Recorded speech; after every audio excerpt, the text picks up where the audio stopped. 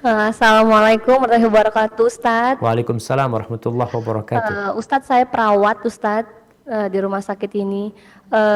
Ustadz, sebenarnya kalau pada saat azan, sholat, harusnya kita kan harus bersegera langsung sholat. Tapi jujur Ustadz, saya perawat, kadang kita di pelayanan sangat menunda sekali Ustadz, jujur sholat Ustadz, karena pada saat kita mau sholat ada saja pasien yang mau tindakan segera.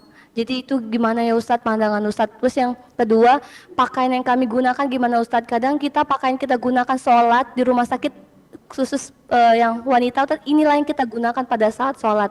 Sedangkan pakaian kita gunakan ini Ustadz, kontak dengan pasien, kadang ada yang kena darah, kena, kadang kita masuk ruangan pasien isolasi, mungkin baju kita udah kontak dengan isolasi. Itu gimana ya Ustadz pandangannya Ustadz. Terima kasih, jazakallahu khairan Ustadz. Barakallahu fikum ya. Subhanallah ya. Ya, pertanyaan berkaitan dengan sholat ini, ingat sholat itu rukun Islam. Yang kedua, yang pertama dihisab pada hari kiamat. Kalau sholatnya baik, insya Allah seluruh amalannya baik. Ada dua pertanyaan. Yang pertama berkaitan dengan waktu sholat. Baik, sholat ini memang ada waktunya yang panjang. Sehingga bagi wanita kapanpun dia melaksanakannya selama di waktunya, maka boleh buat dia. Tapi yang lebih utama adalah sholat di awal waktu. Jadi kemampuannya sholat isya atau sholat asar ya, ketika ada pasien, dia akan ada waktu. Maka jangan sampai dia keluar waktunya. Usahakan di awal waktu, kalau tidak bisa ya di tengah waktu, yang penting jangan sampai berakhir waktunya. Itu yang perlu dilakukan. Dan jalilah hubungan baik sama teman-teman, supaya bisa saling membantu. Sehingga kadang-kala kita mau sholat ya, ada pasien yang harus dijaga. Dan kita lihat ada teman kita yang masih santai. Mungkin kita bisa minta tolong, tolong bantuin sebentar ya, aku mau sholat, seperti itu. Perlu melakukan hal itu. Dan insya Allah itu bisa dilakukan di rumah sakit tempat ukhti bekerja ya. Karena teman-teman insya Allah udah pada faham, kita semua hamba Allah SWT yang dituntut untuk memberikan manfaat kepada orang lain, tapi nggak boleh lupa dengan hak Allah SWT. Yang kedua, bagaimana dengan pakaian kita? Di antara syarat sahnya sholat itu adalah suci dari najis.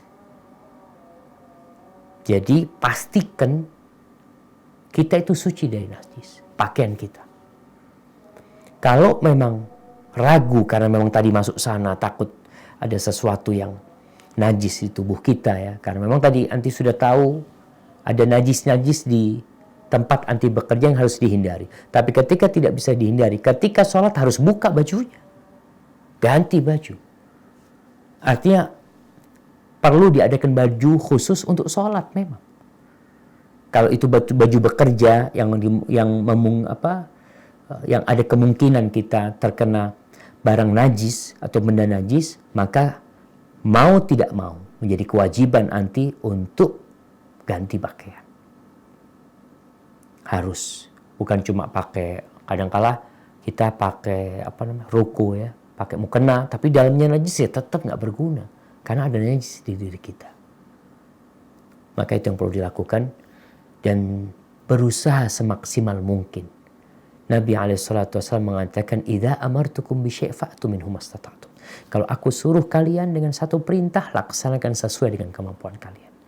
Dan insya Allah ini masih di batas kemampuan ya, untuk ganti baju, cari tempat yang suci. Dan nasihat ana buat para perawat,